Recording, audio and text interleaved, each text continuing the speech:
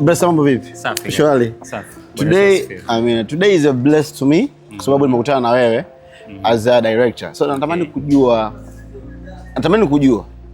wewe as a director unafikiria AV director au media director, watu wa madirector makanisani anatakiwa awaje? Okay. Kwa haraka kwanza lazima awe mtu wa maono. Sawa. Kwa sababu lazima kuna vitu hataweza kuviachieve kama atakuwa mtu wa maono. Okay. Second, lazima ajue hii kauli kwamba hili neno kwamba amebarikiwa yule anayetoa kuliko. Okay. Lazima awe mtoaji. Okay.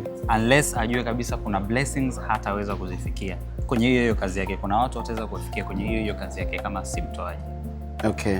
Third, lazima awe na creative mindset. Okay. Yani ule uumbaji wa Mungu inabidi sasa au reveal through the camera. Okay. Third, lazima awe ni mtu wa discipline. Okay. Kuzungumzia discipline inamaanisha muda, commitments.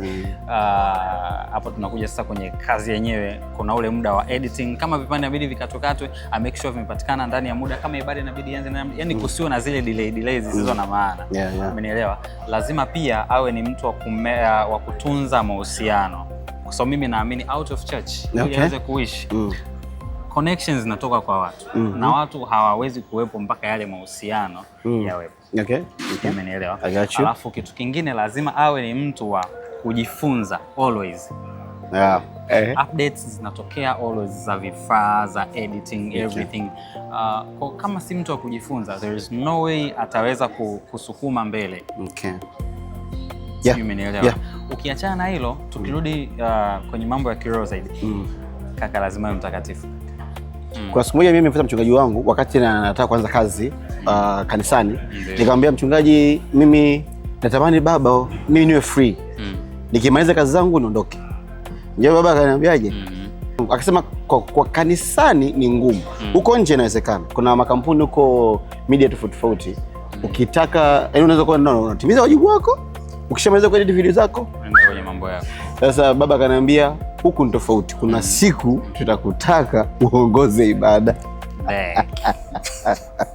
Wakati huo ambao wakishakaa kwenye kamera, kuna wale madirector ambao unakuta ana operate mwenyewe kamera fulani. Kwenye media team kanisani tumekuwa tukijidanganya kwenye baadhi ya mambo. Sijui umenielewa? Okay, nitashoot. Alafu nitasikiliza neno muda na shoot, nitasikiliza neno muda na edit. That's wrong, bro. Okay. I got you. Yes, I got you. Brother, ukiwa na shoot, akili yako ipo kwenye kamera, usikilize neno. Ukiwa na edit zile kustop, kuplay, kutafuta point, kaka, trust me, hizo point wanazozikataga raia huko mitandaoni wanapokea. Ila wao ndani akilini mwao hazipo. Rohoni mwao hazipo. Okay. Kwa kupitia sasa hilo swala kwamba utahitajika kuongoza ibada, that's a challenge.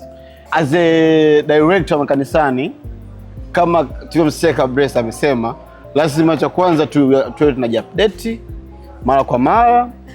Cha pili umesema utakatifu. Kwamba huwezi kama ukawa una shoot. Hivi inawezekana, hebu niandikie kwenye comment. Hivi unaweza ukawa una shoot alafu unasikiza neno na neno likakaa? Please, naomba niandikie kwenye comment. Afu kuna kitu kingine kabla hujamalizia. Hiki ni muhimu sana na wengi huwa tunafeli hapa. Brother, financial management. Iko hivi.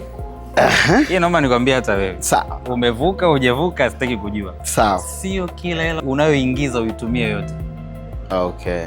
Brother, gadgets, sijui mambo ya promotion, sijui nini. Vyote vinahitaji mpango. Okay.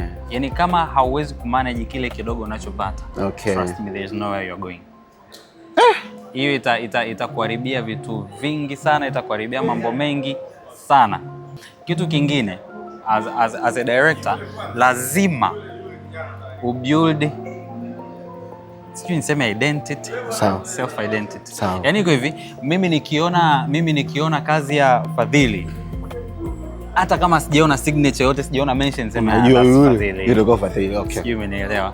Leo kuna watu wakiona highlights, mwanangu huyu. hata kama sijawa mentioned unakuta yeye ndo kani mention kwenye comments. That's identity. Kuna baadhi ya watu wengi they are doing this mfano kwenye photography. Ukuti logo kwenye kazi yake ukuta, lakini kuna ile identity ameshajitengenezea. So hii ni kitu ambayo itatufanya tutangaze vizuri neno.